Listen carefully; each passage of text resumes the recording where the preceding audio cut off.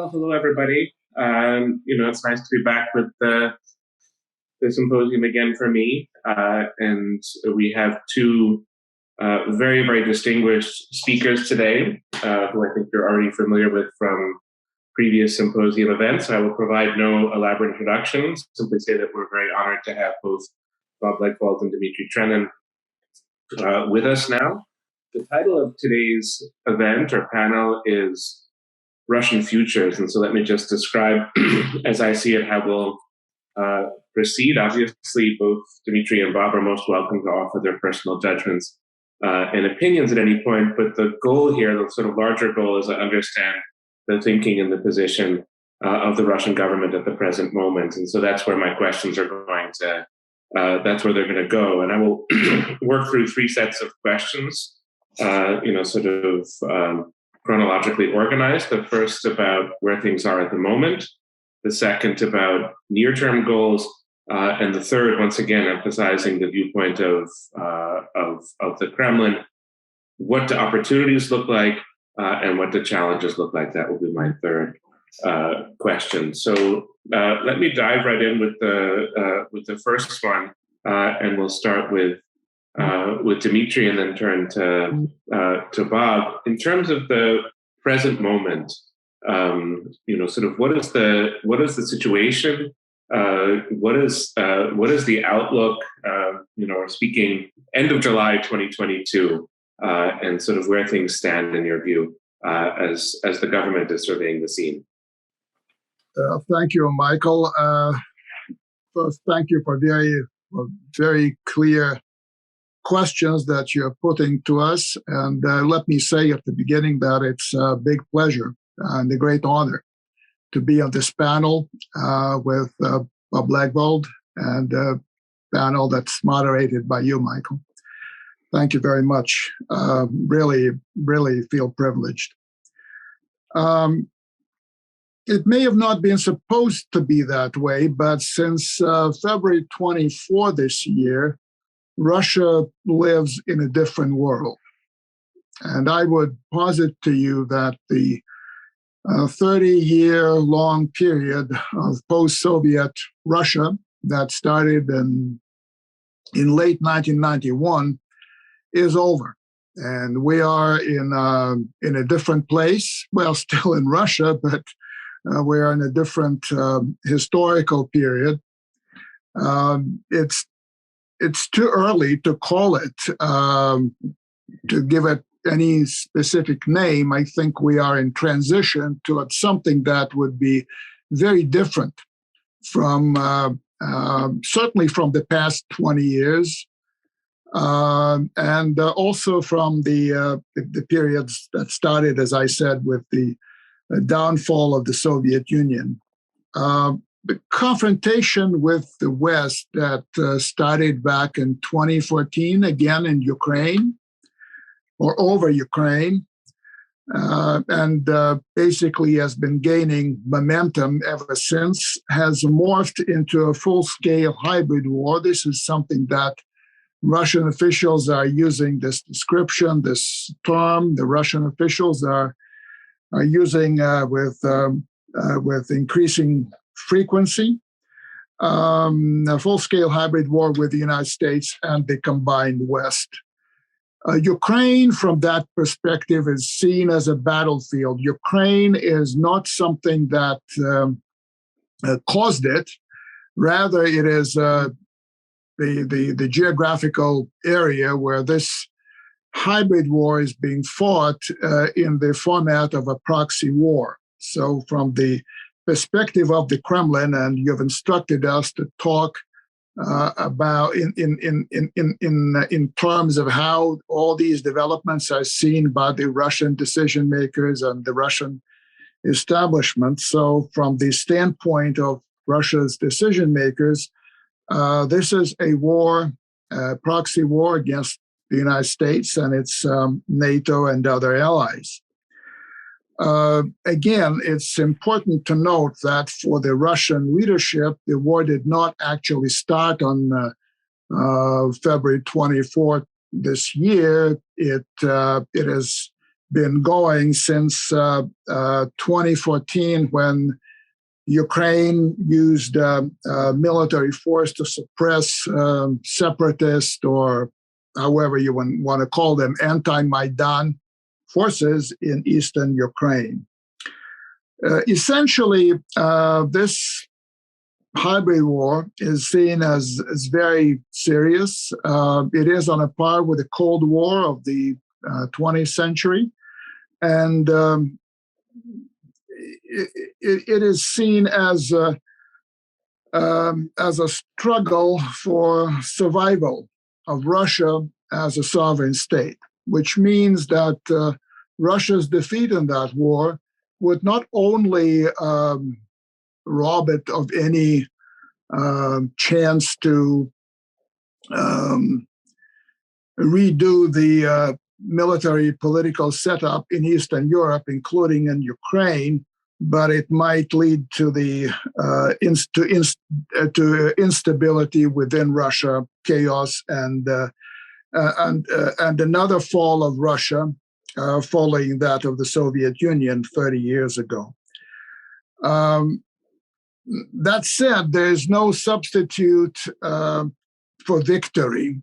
And I think victory could be defined, it's never been clearly spelled out by Mr. Putin what the specific goals Russia has been following in Ukraine. You're all familiar with the formula of denazification, demilitarization, and even decommunization, which interestingly means territorial changes in Ukraine and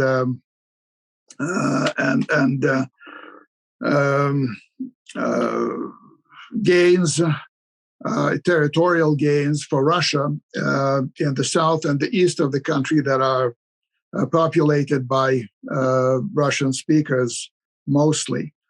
That said, the closest I can get to defining what victory might mean for Russia is solving the Ukraine problem for the Kremlin or for Russia, and that is to me a tall order. But I think increasingly the Russian leadership is getting to agree among themselves that there can be no compromise there. So you either solve the Ukraine problem once and for all, or you only win a ceasefire, you only win a respite, which may be used against you, and there'll be another war down the road where Russia may find itself in a more difficult situation than at the start of this current special military operation.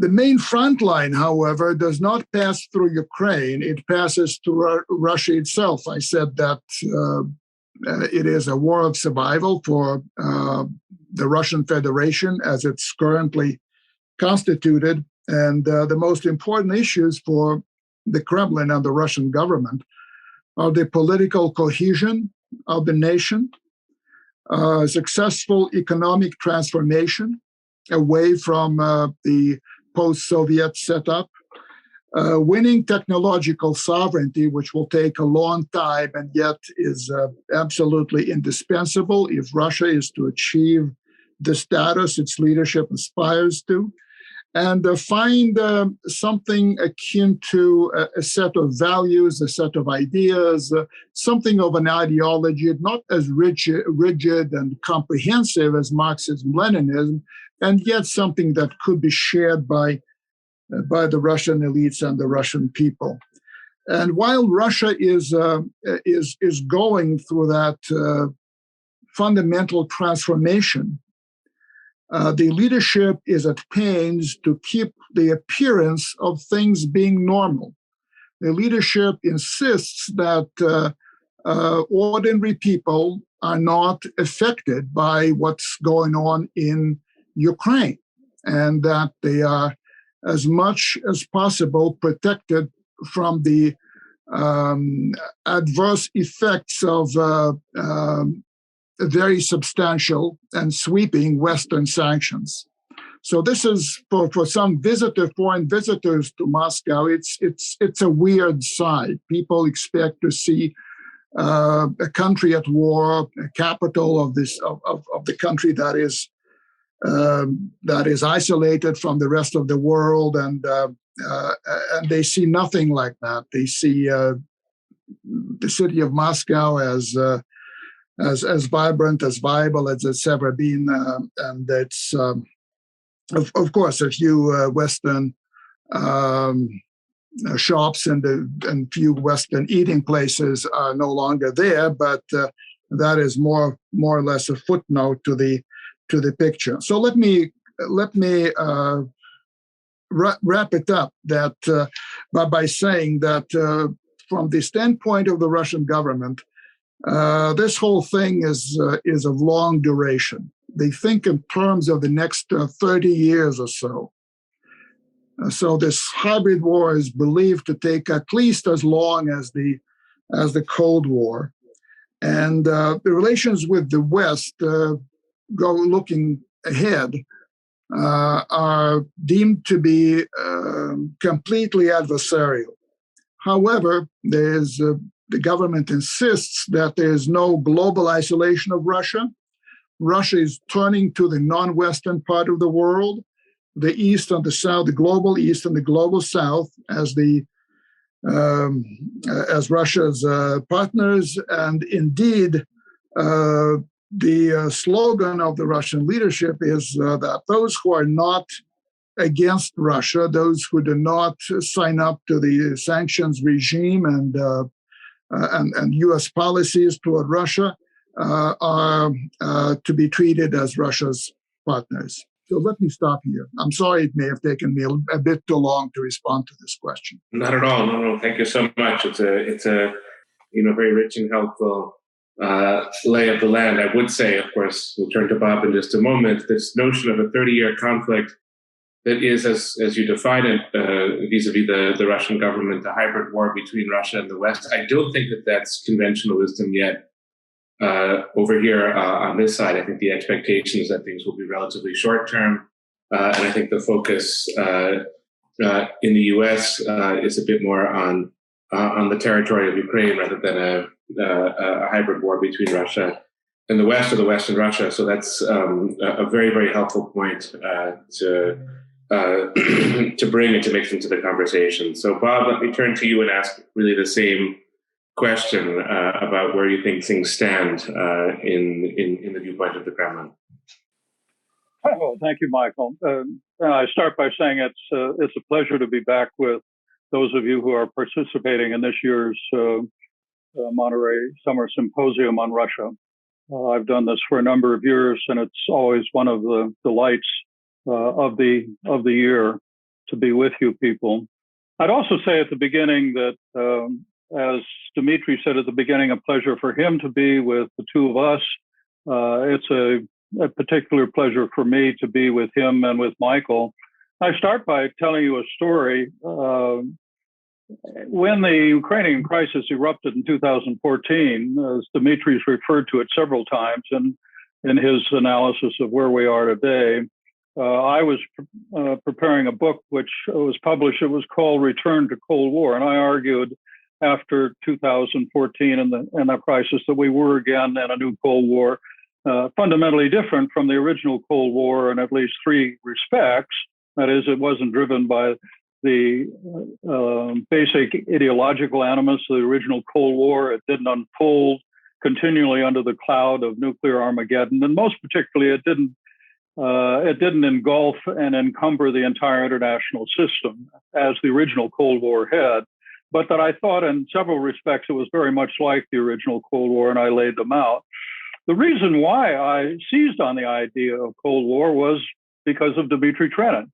When Maidan occurred, and then by April, what was happening in Donbass, Dmitri wrote a piece that was entitled "Welcome to Cold War II," and I thought that was an important concept for what had happened, a qualitative change from what had existed after 1991 between the United States and Russia and the West. Dmitri would later back away from that, and he would say, no, it's not Cold War. It doesn't have the essential qualities of Cold War. In some ways, it's more dangerous. And at the time, he said, it's more dangerous because there is really not much strategic thinking or design behind either of the country's policies as they go into this. That is not much direction.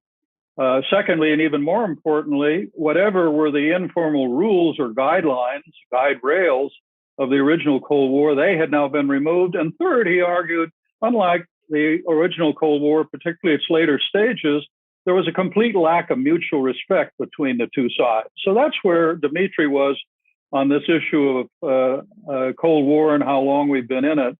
And Michael, at that point, was in the State Department and the policy planning staff. And he had at least one, maybe more sessions with me and the people that he could assemble to talk about that topic. So we've been discussing the state of U.S.-Russia relations as a deteriorated circumstance for some time. On Michael's first question for today's session, first, I agree, and as always, I'm instructed and I learn. My thinking is altered, certainly deepened by what Dmitri has to say, and I'll have more thoughts about the larger picture, including what's sort of summarized by the notion of now a 30-year war or a 30-year confrontation, as he puts it, and where Russia is and its leadership as it thinks about that long duration. And Michael's quite correct point that the West is not quite there. And limit myself to the first question of where things are right now, as best I can understand it for Putin and for those around him, the ones that are most important to the decisions that he takes. I think the first point to make is the obvious one, and it's in the media. It's among many of the specialists that comment on this, both in Russia and in the West, within the media. I suspect you've been hearing it in the course of the last several weeks of the program, and that is that President Putin, and I think those closest to him, believe they are winning the war in its current form. I think that's much reinforced by the most recent developments around the military conflagration. I think there's no better indication of what may really reinforce Putin's convictions on this score than Shoigu's July 4th report, which was filmed, published, issued in the media. Report on the conquest of Luhansk with the fall of Lysychansk. It was a detailed account of the territory now controlled and an item-by-item report on the weapons that were captured and what the prospects were for going forward. And I think that was probably a very accurate representation of what on a daily basis Putin is hearing about how the war is going in eastern Ukraine.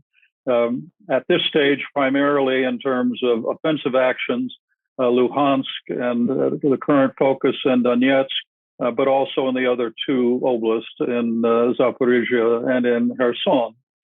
I would call this, in terms of Putin's perspective, a tallying of the tasks that have been completed. In terms, as Dmitri suggested, of what the specific goals are, even in the short term in the war itself, these are not really well articulated. Putin says, as he said in the St. Petersburg International Economic Forum, that the goals will be fulfilled, but then they're not articulated. He speaks of liberating Donbass, which is justified as saving it from 8 years of genocide imposed by the leadership within Kiev. There is an indication that the military goals currently envisaged are the conquest of all four oblasts, the other two that I mentioned a moment ago, and then probably their absorption into Russia. Although recently Lavrov is, while specifying Kherson and Zaporizhia as targets beyond Donetsk and Luhansk, has referred to something called other territories. And he has said recently, most particularly in the presentation he made to the Arab League, that Russia would commit itself to helping the Ukrainian people rid themselves of their government of their national government. What that means is not quite clear. I think goals at that level are basically open-ended, and I think it depends on the course of the war. At home politically, I think that Putin is confident that all relevant elites have either bought in or are adequately cowed, and the public is either supportive, a large part of it, of the war, or blasé, which is also stabilizing from his point of view. Not the least because for the moment, they're not feeling its effects in any significant way. Those of you who are in Moscow, or Dmitri, I know, in remarks that he's made to you, have reported that life seems more or less the same as it has before February 24th. In a broader context, however, I think Putin also believes that things are going their way. That is the whole. There's the whole confrontation with the United States and NATO, as Dmitri has now framed it in its more fundamental significance, and we'll come back and talk about that. But that they're prevailing not simply in the proxy war in Ukraine, but broader, globally and politically, geostrategically. He appears to believe that despite the cost, Russia has and will survive the economic damage that's imposed by the West. Indeed, eventually, that it will benefit from the challenge that it faces by getting serious about modernizing critical sectors of the economy, particularly essential technologies, transforming the infrastructure that will serve the new directions that foreign trade will take, rallying dormant but potent initiative from all levels of society. And in the meantime, Russia will, not the least because of what's happening to commodities, oil, carbon prices particularly, will have the resources to wage the war. Moreover, even if the economic damage to Russia done by the war proves to be higher than he currently anticipates, he has made plain up to this point that waging the war will take precedent. He did that when Kudrin warned him about the price they would pay in economic terms. He did that with the regional governor who came in to explain why they were having difficulty within the region economically. He told him that the war was not relevant to these problems. And then finally, internationally, I think he sees the West, particularly the EU countries, as paying a higher economic price than Russia. And sooner or later, that will affect their ability to continue current policy. Politically, while it is Russia against what they refer to as the collective West, the bulk of the rest of the world has either sided with Russia, that is, said that Russia's military actions were justified given what the West failed to do or what it was doing, or have refused to line up against it, as Dmitri alluded, including China, the other BRIC states, Iran, and much of the global South. And as is evident this past week with Lavrov's African tour, I think they see the war as an opportunity to take the diplomatic offensive in this context, or at least that it's necessary to do so. I finish by saying, one wonders, however, how solid Putin's view is. Does he think it matters that a sizable portion of economic officials, of the sizable portion of the business community, a sizable portion of various political players, a portion of academia and of the think tank world, even if all of that, all of the individuals within those categories are currently cowed, and does he understand that they believe that the invasion was a mistake, and that the price that Russia is paying, and more so will pay for it, is very large? I don't know whether he's aware of that. First of all, I'm not sure that is accurate, at least in terms of scale, because I don't know what its scale is, but it exists. Secondly, does he recognize, as a compelling recent Yale study has indicated, and we can talk about that in what follows, that many of the many elements of the economic assessment that he touts are in fact myths. 9 major myths that now is not the time to spell those out, but we can come back to that, and that the economy's in much more serious economic straits than he may believe. And finally, does he appreciate how far his room for maneuver in the larger global setting, including in the China context, has shrunk once any kind of a Western option is gone, as it is now? Does he appreciate how much the Russian brand is tarnished by using military force to seize the sovereign territory of another country, even among those who are prepared to look the other way?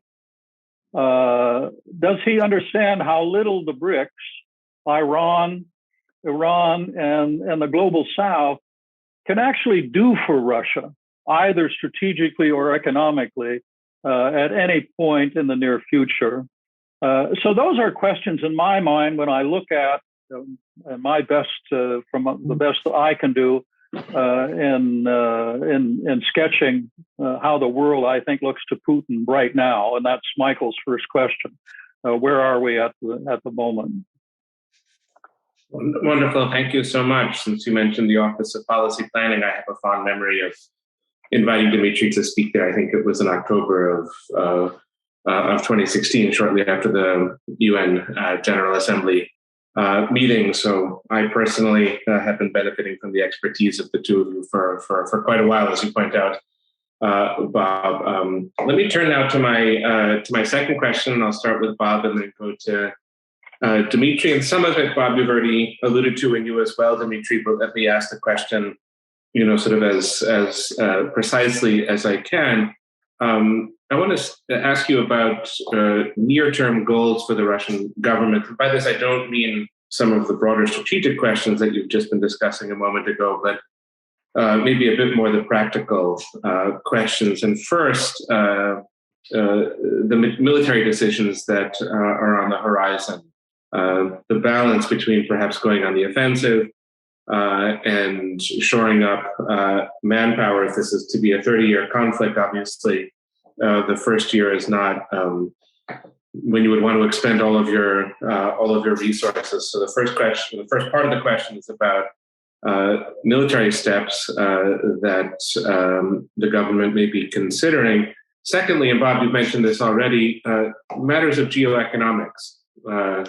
And I think it has been, if I can summarize this accurately, it has been a bit of a surprise in the US that the BRICS countries are not more critical of Russia than they have been. I think it's also been a bit of a surprise that either the sanctions or the overall situation has rebounded so negatively for Germany, for Europe, and through inflation, perhaps for the United States as well. So I'm curious about how the Russian government may try to use geoeconomics to achieve its larger ends. And then thirdly, and Bob, you mentioned Lavrov's trip to Africa, the question of diplomacy. Obviously, there's not a great deal of contact between the White House and the Kremlin, but there's a lot of diplomatic activity happening in and around Russia itself. So I'm curious how diplomacy, if you wish to comment here on soft power, that would be fine, but sort of how diplomacy may work in the next 6 to 8 months. So let me turn first to you, Bob, and ask about near-term goals in these 3 categories: military, geoeconomic, and diplomatic. Well, let me do 2 things, Michael. First, in terms of near term and the 3 categories that you've listed, I mean, the short answer is simply a continuation of what they're doing at the moment. That is, waging the war the way in which they're waging it in the East, without changing it. It's now in at least its 3rd major phase, and I think there's still an enormous amount to be completed in that context. We've been through this quasi-pause, which the Ukrainians have used in order to launch their offensive in the Kherson Oblast, some degree within Zaporizhia. I think that'll continue. I think the Russians will have to adjust to that as they focus primarily on completing what will be a much more difficult task in Donetsk than it was in Luhansk. It's a question now in the horizon over the next 4 or 5 months of which side can maintain the same logistical train of supporting their forces, and whether you'll begin to see, depending on limitations that are imposed both on resupplying and supplying the Ukrainians on the Western side and on the Russian side, what may be the future of the war in the next 8 or 9 months. I think the Russians will persist in what they're doing now, but how well they do will determine that. Economically, I think if we come back to the Yale study that I cited, the effects of the economic difficulties Russia are in that are not recognized either in the outside world. Most of the recent texts have essentially said that Russia has been doing surprisingly well. The sanctions have not been effective in affecting the resources that Putin has for either waging the war or for meeting society's needs and that of the public. He laid out a very ambitious agenda of what Russia was now going to do domestically, economically, at the St. Petersburg International Economic Forum. And that covered all kinds of things. I alluded to them only superficially in my comments. I don't think Russia is going to be able to do that. I don't think they're going to make a lot of progress in that way. If you just take just a few indicators, such as imports. Imports to Russia are down more than 50%. That's in terms of critical supplies to the economy in the first quarter. And the surprising thing is that over that period of time, Chinese exports to Russia were cut by 50%. The budget deficit, which Russia has suggested, which the outside world has suggested will be positive. In fact, Silyanov, the finance minister, has made plain it's going to be a 2% deficit. The shift in the gas to Asia and alternative markets to Europe, 86% of those sales went to Europe in the past. Only 10% of Russia's gas lines can service Asia. It's going to be a long time before they really can shift in that way.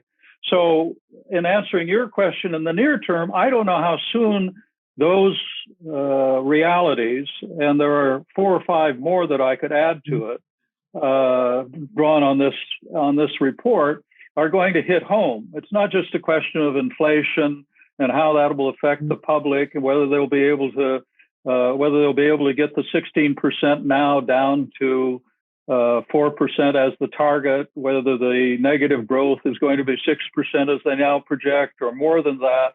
I think you're going to begin to, over this period of time, while they'll proceed with those other assumptions, I think the new reality may or may not hit within the nearer term. And diplomatically, I think they will be very active along the lines that you suggested.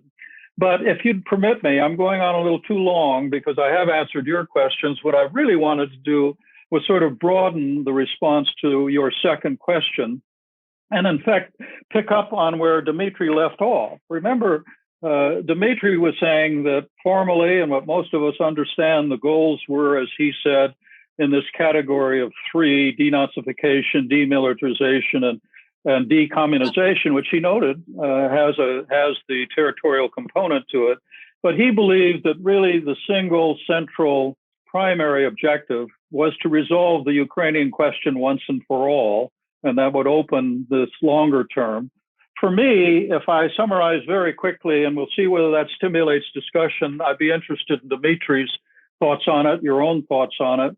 I was struck by a piece that Dmitri's sometimes colleague, adjunct to the Carnegie Moscow Center in the days, Tatiana Stanovaya, wrote in the New York Times a week ago.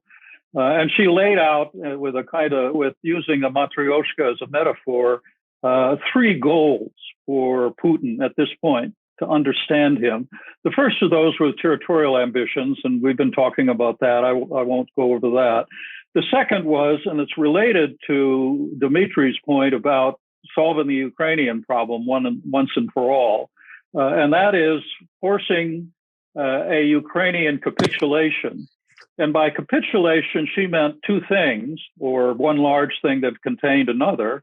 By capitulation, she referred to de-Ukrainization and Russification, that is, undoing what Putin sees as an attack on the Russian ecumen, population, and culture, and therefore history of Russia with Ukraine, but a government that's replaced with elites that are purged, and with cooperation with the West voided.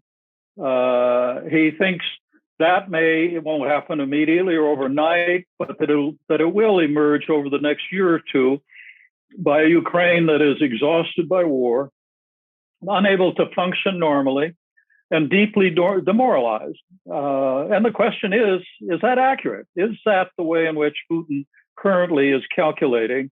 And then the third and larger Matryoshka doll was the one that interested me. I tend not to give it credence, but it does interest me. And that is a notion of a new world order, that Putin, in fact, sees both a good and a bad West. That is, it's not just the West that he's dealing with now, and the long-term 30-year contest that'll be essentially, as Dmitri said, the equivalent of the original Cold War.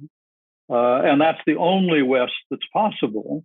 But a good West that he believes exists and trends among the publics within Europe and the United States, within substantial parts of the business community that would like to have better relations with Russia, see no reason for the current conflict with Russia, and for whom there is potential leadership with the likes of Viktor Orban and Marine Le Pen and whatever will be the equivalent of, or the follow-on successor to Trump in the United States. And out of that, Russia could have better relations with the West. And in that context, it will prevail. That's not my view of what's going to happen. And I'm not sure that's even realistic in terms of a portrait of how Putin sees things at this stage. But I think it's worth talking about, Michael. So that's the reason I introduce it. And I promise to be less windy on your other questions. Not at all. It's a nice way to come full circle to the point that the Cold War is really quite different from the present moment, because that sort of thinking about shifts within the domestic politics of the West, I think, was not, at least not after 1950 or 1955, was not an aspect of Soviet Cold War strategy. This is a different kind of conflict, and therefore it has different assessments behind it. Let me turn to you, Dmitri, now with the same question, with the 3 parts about military affairs, geoeconomics, and diplomacy. Well, Michael, in the interest of time, I'll try to condense my responses to your questions. Military decisions, the situation in Ukraine will be determined by what happens on the battlefield. I think everyone here understands that. So it's the focus now is very much on Donbass, winning the Battle of Donbass, as it's known in the West, and consolidating Russia's control over the entire east and south of Ukraine. And then I think passing on to the next stage. That may be toward the end of this year, that may be at the beginning of 23. But as I said, I believe that the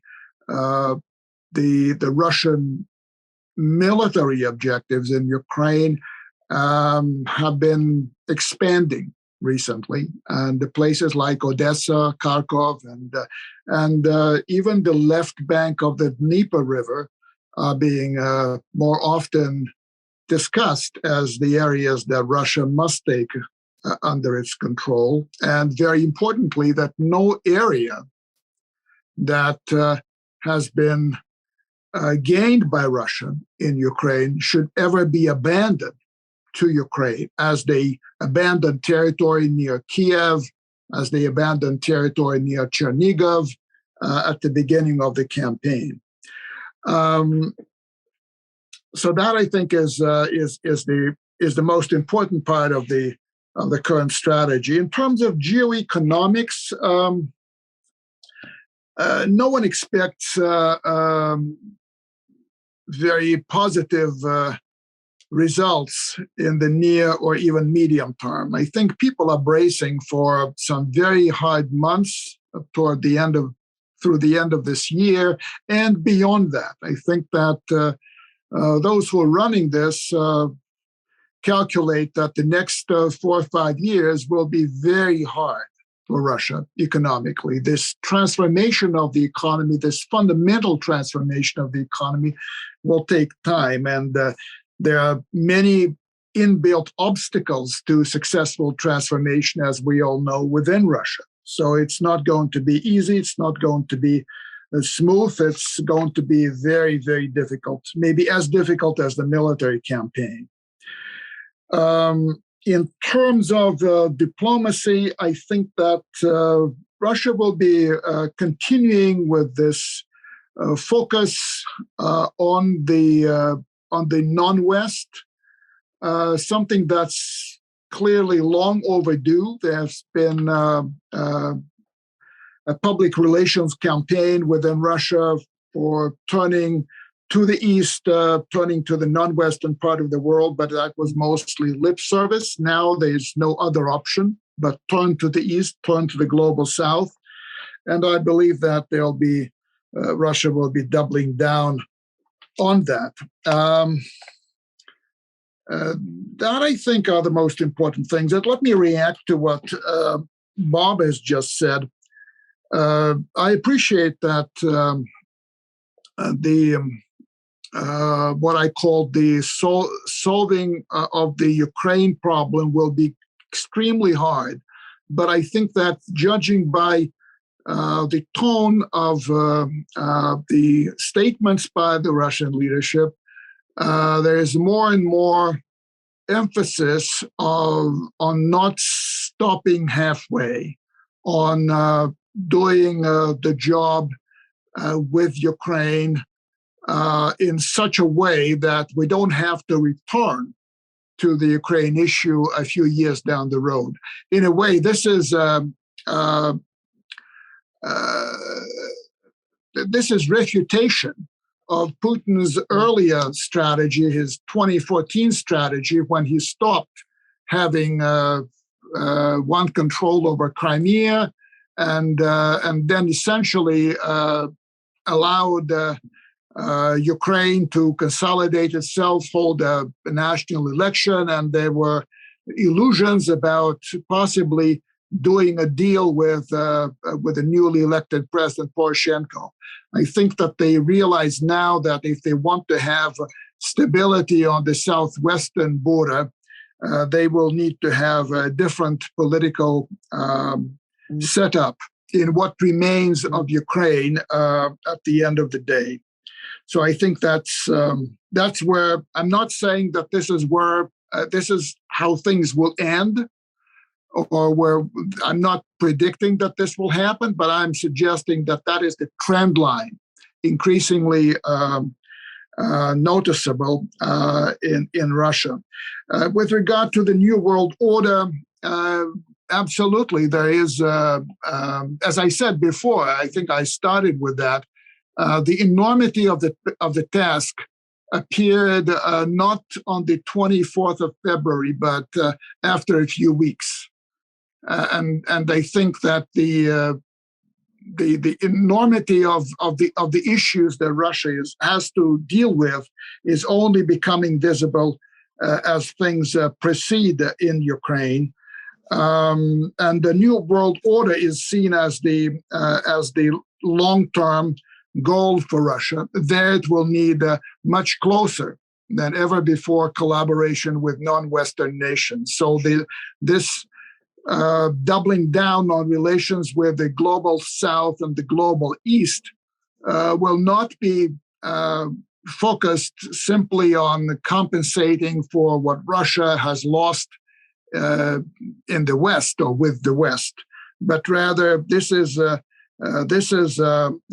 effort to build a coalition, if you like, a global coalition for a new world order that would put the West in a non-dominant position as one of the centers of the new world system, but not the dominant center. This is a long-term proposition going beyond, and I think Putin realizes it, going beyond Putin's conceivable time in office. With regard to the good West, well, people may be musing about that, but I would imagine that most people don't have many illusions about the West turning quote unquote good.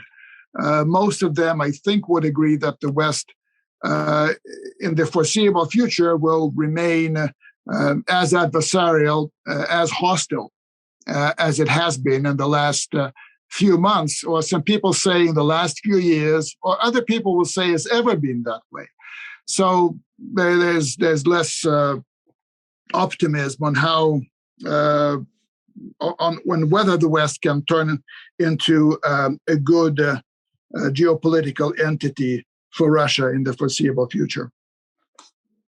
Thank you so much, Dmitri. Let me now turn to my third and final question. And while asking it, I'll ask the students to start preparing questions of their own to jump in after we turn first, in this case, to Dmitri and then to Bob.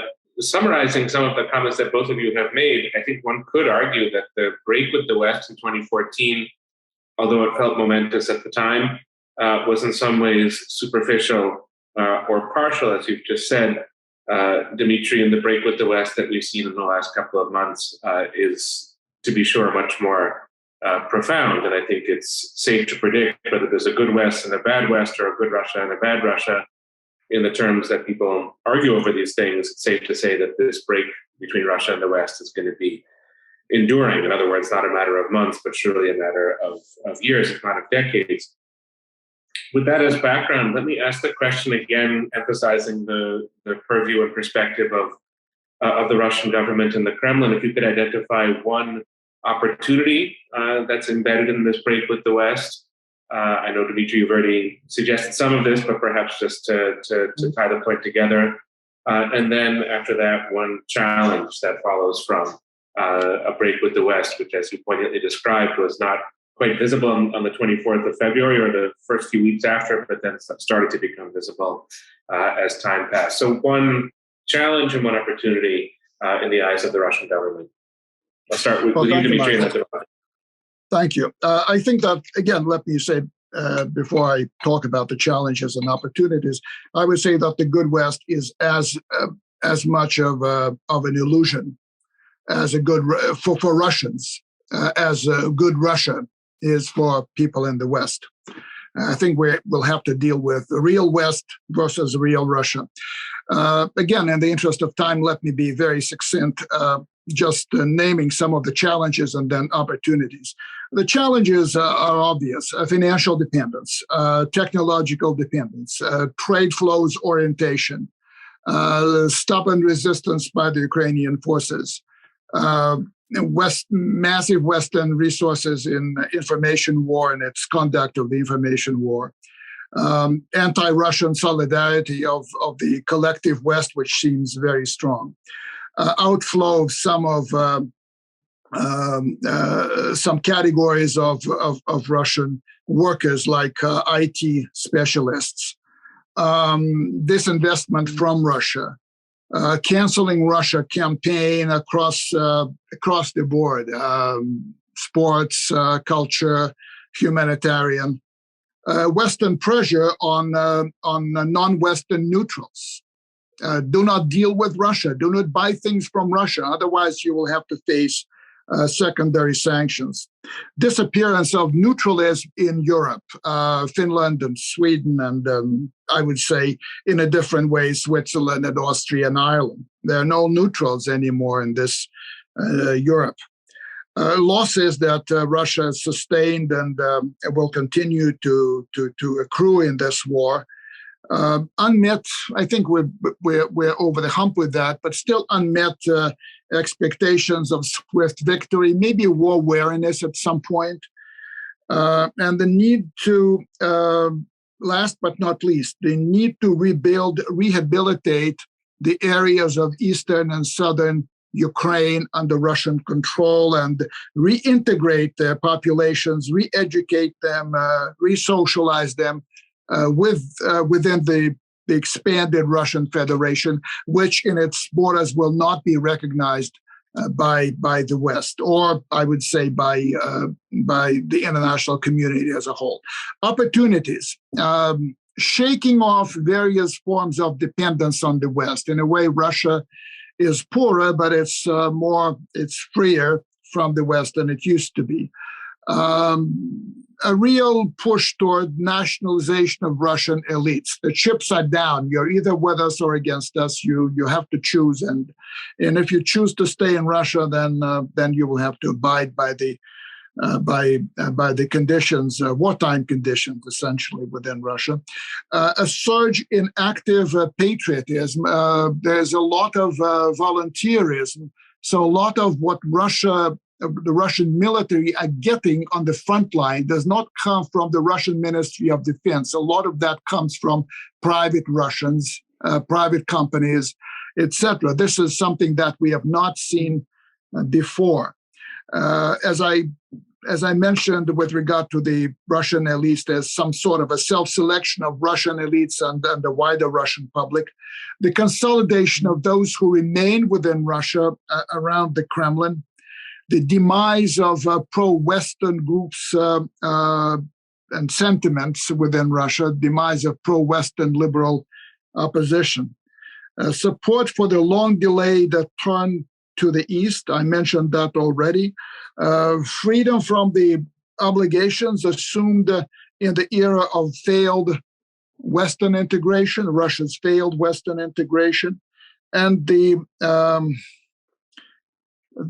potential for doing things better. So essentially, I call it a refounding of the Russian Federation.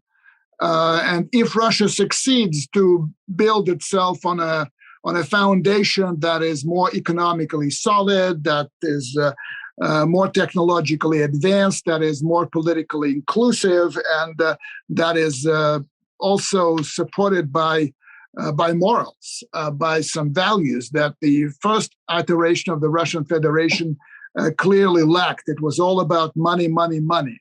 And if that happens, then we will see, let's say, a Russian Federation that is based on a more sound foundation. But that's a hope. The last thing is a hope. It's an opportunity. Whether it will be seized upon or not is a big question mark. Let me stop.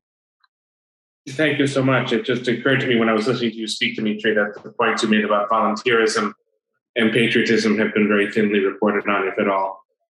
In at least U.S. media, it would be useful to bring that story forward for the sake of a sort of complete or sort of detailed understanding of the situation. But that's for whatever reason not the story that American journalists want to write at the moment. Let's turn to Bob for a few thoughts about opportunities and challenges as the Russian government sees it, and then I will very much look forward to questions from our students. Well, I couldn't improve on Dmitri's summary of the challenges that the leadership must see or does see. In fact, he's done better than I could do considerably. In terms of the opportunities, I think he also is right in how Putin and those around him may be seeing the opportunities. I'm not sure that I would put much of a positive valuation on those opportunities. I don't know how many Russians, including Dmitri himself, feels about those opportunities. Maybe reducing dependency on the West and increasing Russia's self-sufficiency or its own domestic capacities, including moving away from a commodity-based economy to one where technology and others have an important role, can be seen as positive. But most of the other elements that are listed as opportunities, I don't see as positive. I think what one had hoped for Russia, where Dmitry and I and others wanted things to go in the 90s and could have, depending on the role of agency, both in Russia and in the West, would have been a very different world with opportunities that I think most of us would see as positive. Those opportunities, by and large, as he summarized them, means essentially quashing democracy and the prospect of democracy in Russia. And that's what we see happening today. Even in terms of the patriotism is now an instilled patriotism. Yes, Dmitri's right that it does have a natural base from the sources that he identifies, but it's being reinforced by the revision of mandatory elementary school curriculum patriotism, and with a whole host of other things that are done in terms of messages and socialization within the society. I don't see that as positive for Russia in a globalized and modern 21st century.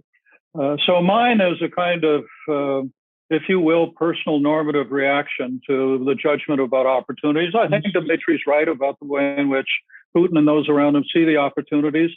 I don't think it's good for Russia in the longer run. This is the next to the last session of this kind for the seminar this summer. And each of the other summers, I have been the last speaker in the seminar and have shared some overarching thoughts. So in a way that links to what we've been talking about, let me share two thoughts. The first is in terms of the war itself. I don't know, none of us know how the war is going to end. But if I had to, in a phrase, summarize it at this point, it would be that there will be no agreed resolution to this war. And it will end in one of two ways, either with a greater or lesser portion of Ukrainian territory conquered and absorbed by Russia, or in a Korean War-like stalemate. But in either case, rather than having resolved the Ukrainian problem, as Dmitri says, is Putin's hope and aim at this point, Russia will have lost Ukraine. Ukraine will become, in whatever its remaining form, a security ward of NATO. It will be presumably on a road more propitious than Turkey's road has been toward EU membership, and an expanded NATO with a new 830-mile longer border will be cheek to jowl with Russian forces that will remain considerable on a new central front from the Black Sea to the Arctic. And it will be in the context of a deepened Cold War, a Cold War that I believe has been underway since 2014, but that has crossed now a threshold into something that is far more dangerous and, as I say, more hardened. And in that, if we come to the issue of opportunity, Michael, not for Putin alone, but for the West, for Russia with the West, I think it'll be basically in only one sphere, as it was during many of the intense phases of the original Cold War, and that's security.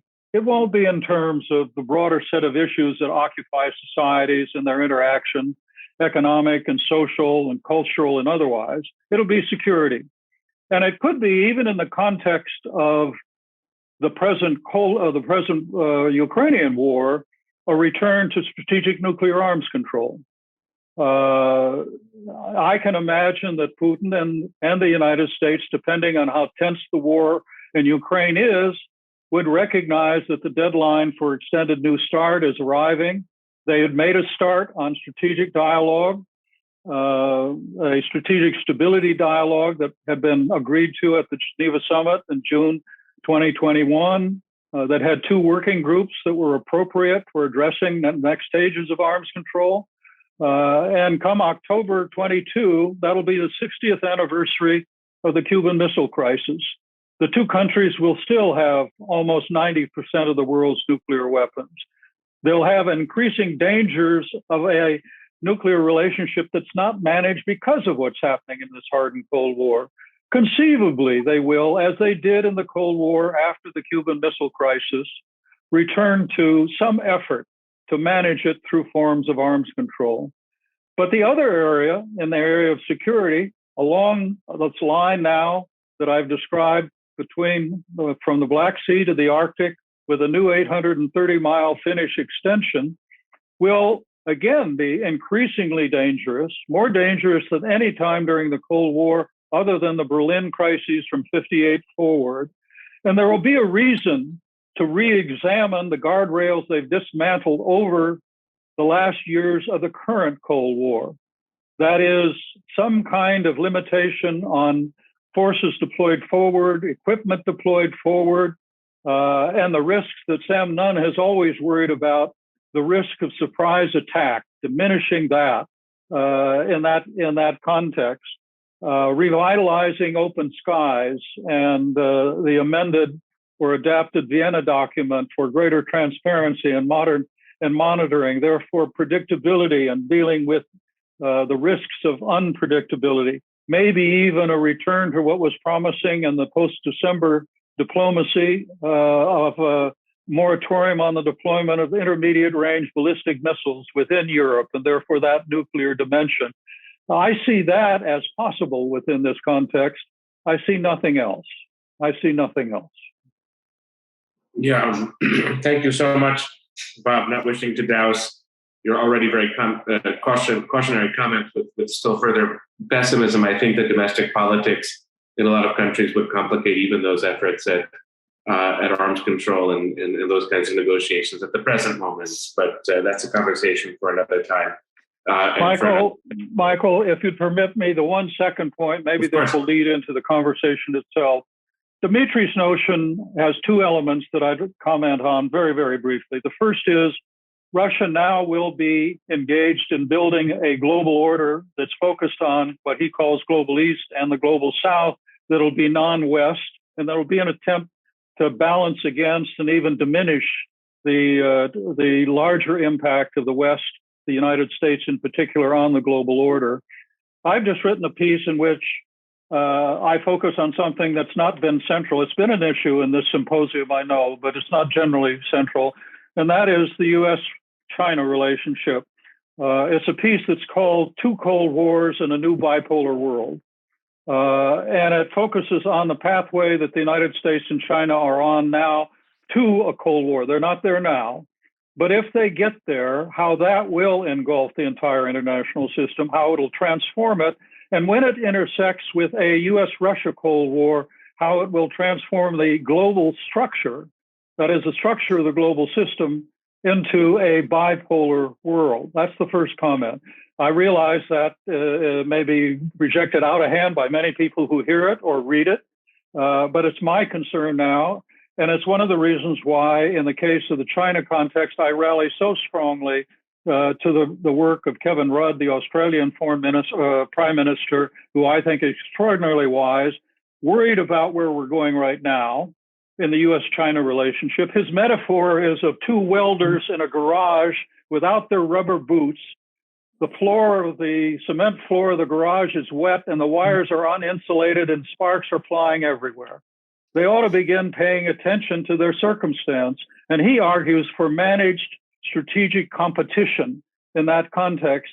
If that fails and we get to a new Cold War, an interlocking set of Cold Wars producing a new bipolar world, that will create a very different context for all of us, including for Russia. And the second point, in terms of the West and not believing in the good West, I agree with that. I think that's the right way to react to that assessment. But I think there is a very real world. Those in this seminar who come from the country that this symposium takes in the United States, we're worried about the stability of the American system, how stable American democracy is at this stage, and how capable it will be, depending on the next series of elections, including 24, that we can deal with underlying problems. And the same thing is true for other parts of the West. So I think it is quite clear that Xi Jinping, and I believe Putin, believe that the West has its better years behind it, and it may be heading for very, very difficult times in the future. That, Michael, is a more fundamental issue than what politics, as you pointed, will permit in terms of foreign policy and dealing with this new Cold War. It's really a question now, not just merely of the future of Russia, but for the first time in this symposium in 5 years, the other half of the question is the future of the United States and of the West. Bob, you've outdone me in your cautionary comments. We look forward to future such conversations in the years to come. Thank you, Michael. And it was a pleasure to be on a panel with Bob. Thank you. Thank you very much. And thank you to all the students. Good luck to all of you.